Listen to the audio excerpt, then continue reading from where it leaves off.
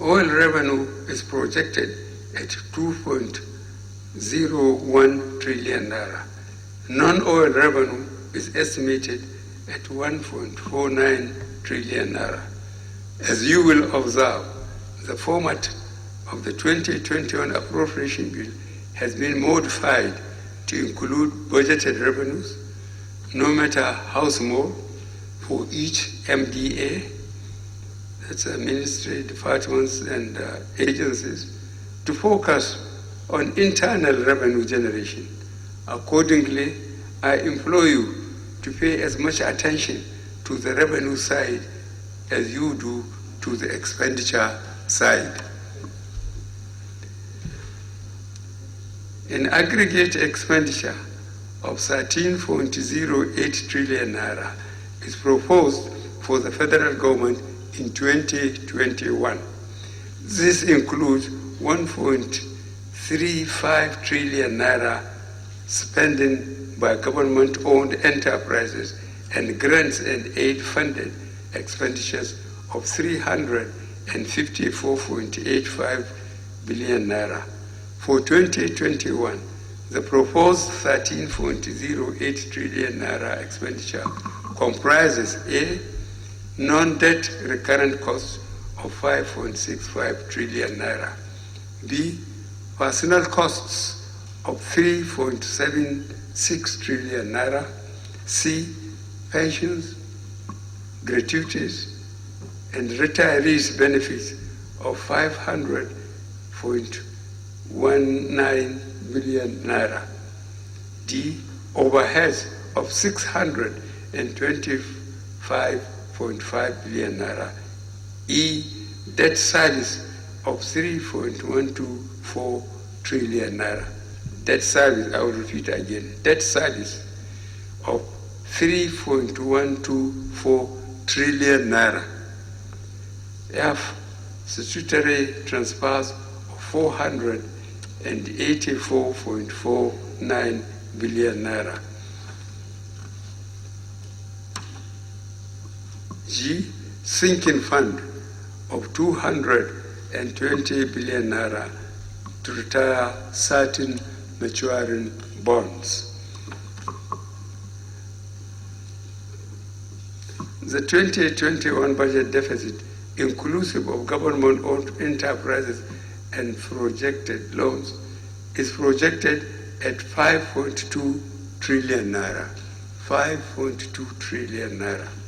This represents 3.64% of estimated GDP, slightly above the 3% threshold set by the Fiscal Responsibility Act 2007.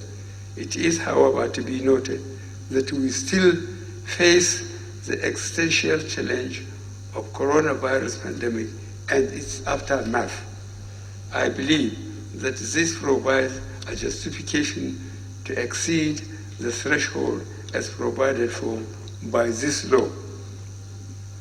The deficit will be financed mainly by new borrowings, totally 4.28 trillion naira, 205.15 billion naira from privatization proceeds, and 709.69 billion naira in drawdowns on multilateral and bilateral loans secured for specific projects and programs. The sum of 484.49 billion naira provided for statutory transfers in the 2021 budget represents an increase of 56.46 billion naira, or 13% over the revised 2020 provision.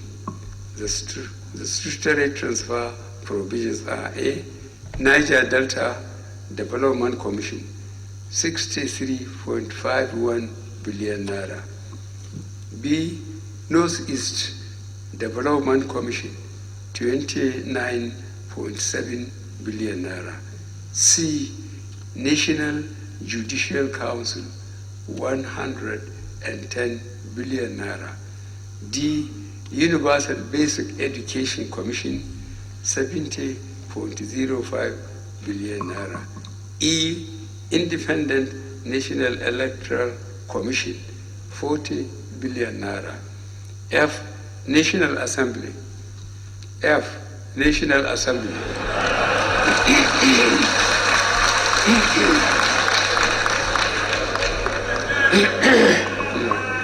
Yeah. Well, I will read that again. F. National Assembly, 128 billion naira. G.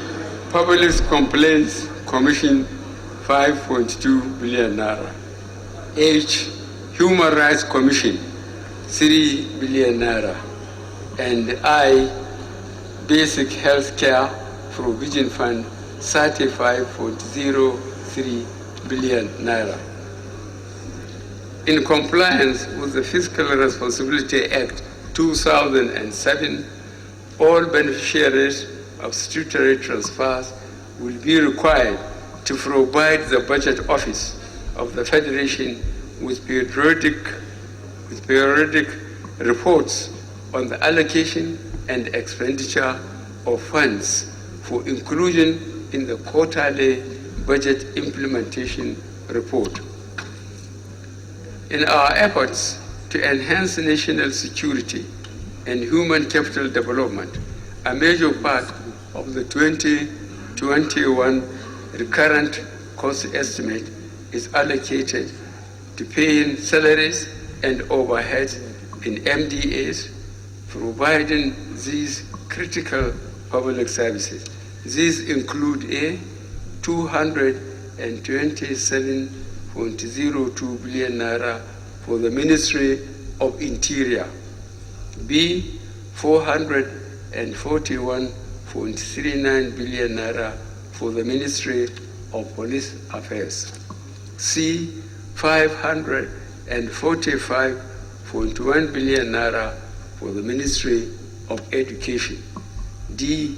840.5 billion and 45 billion naira for Ministry of Defense. E. 380.21 billion naira for Ministry of Health. Personnel costs is still our largest single item of expenditure. In 7 months to 31st July 2020, it accounted for 34% of total federal government spending and is projected at 33% of 2021 expenditure. To check the incidence of payments to non-existent personnel and unauthorized allowances, only federal staff that had been captured on the Integrated Personnel Payroll Information System platform will receive salaries. All agencies have been directed to ensure that they obtain all necessary approvals before embarking on any fresh recruitment. Any breach of these directives will be severely sanctioned. We remain committed to meeting our debt service obligations. Hence, we have provided 3.12 trillion naira for this in 2021, representing an increase of 445.57 billion naira from 2.68 trillion naira in 2020. A total of 2.183 trillion naira has been set aside to service domestic aid, to service domestic debts, while 940.89 billion naira has been provided for foreign debt service. 220 billion naira is provided for transfers to the sinking fund to pay off maturing bonds issued to local contractors and creditors. Total overhead costs of MDAs and government-owned enterprises are projected to rise to 625.5 billion naira in 2021, mainly due to the inclusion of the overheads of an additional 50 government-owned enterprises. Overhead provisions have also been made for newly created agencies. To keep to a tab on running costs, MDAs must adhere to extent expenditure controls. An aggregate sum of 3.85 trillion naira is expected to be available for capital projects in 2021 as summarized below. A, 1.8 trillion naira for MDA's capital expenditure. B, 745 billion naira for capital supplementation. C, 355 billion naira for grants and aid-funded projects. D, 20 billion naira for the Family Homes Fund. E, 25 billion naira for the Nigeria Youth Investment Fund. F, 336 billion naira for 60 government-owned enterprises. G, 247 billion naira for capital component of statutory transfers. H, 710 billion naira for projects funded by multilateral and bilateral loans. The 2021 capital budget is 1.15 trillion naira, higher than the 2020 provision of 2.69 trillion naira. At 29% of aggregate expenditure, the provision moves closer to this administration's policy target of 30%. Capital expenditure in 2021 remains focused on the completion of as many ongoing projects as possible, rather than the commencement of new ones. We have also made efforts to ensure equity in the distribution of projects and programs in the proposed budget. I will be providing the National Assembly a list of some of the most critical projects which we must work collectively to ensure they receive adequate funding. Until projects reach completion, they do not deliver the dividends of democracy that Nigerians rightly deserve. Key capital spending allocation in 2021 budget include A, power, 198 billion naira, inclusive 150 billion naira for the power sector recovery plan. B, works and housing, 440 billion naira. C, transportation, 256 billion naira. D, defense, 121 billion naira. E, agriculture and rural development, 110 billion naira. F, water resources, 153 billion naira. G, industry, trade and investment, 51 billion naira. H, education, 127 billion naira. I, Universal Basic Education Commission, 70 billion naira.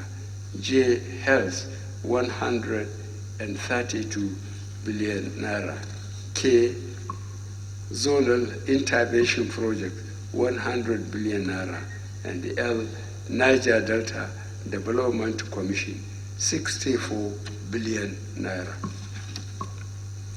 The Ministry of Agriculture and Rural Development will facilitate the integrated development of its sector by promoting crops value chains, as well as providing rural roads, water and sanitation, veterinary and pest control, grazing, food strategic reserves, and access to inputs and extension services.